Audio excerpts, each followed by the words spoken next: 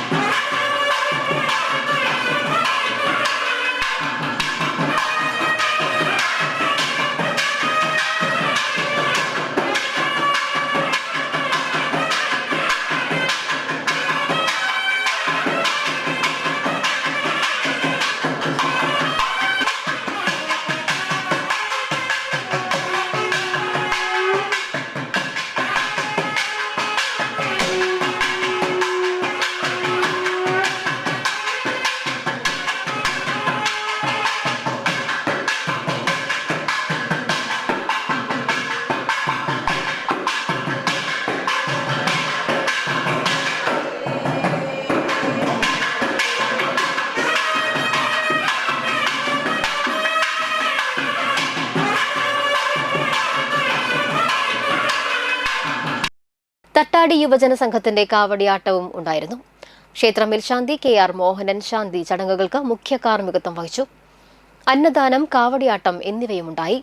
ക്ഷേത്രം ഭാരവാഹികളായ secretary Sasi Paloli, convener പ്രീതി മോൻ വാലത്ത്, മുഖ്യ രക്ഷാധികാരികളായ വിനയൻ പള്ളത്ത്, വിജയരത്ന മഠത്തിപ്പറമ്പിൽ, അനിലൻ മാക്കോത്ത്, ഭാരവാഹികളായ മണികണ്ഠൻ കരുവത്ത്, സുമേഷ് കാരാമാക്കൽ, വിവേക് കളപ്പുരയ്ക്കൽ, സതീഷ് മാക്കോത്ത്, മാതൃസംഘം ഭാരവാഹികൾ എന്നിവർ നേതൃത്വം നൽകി.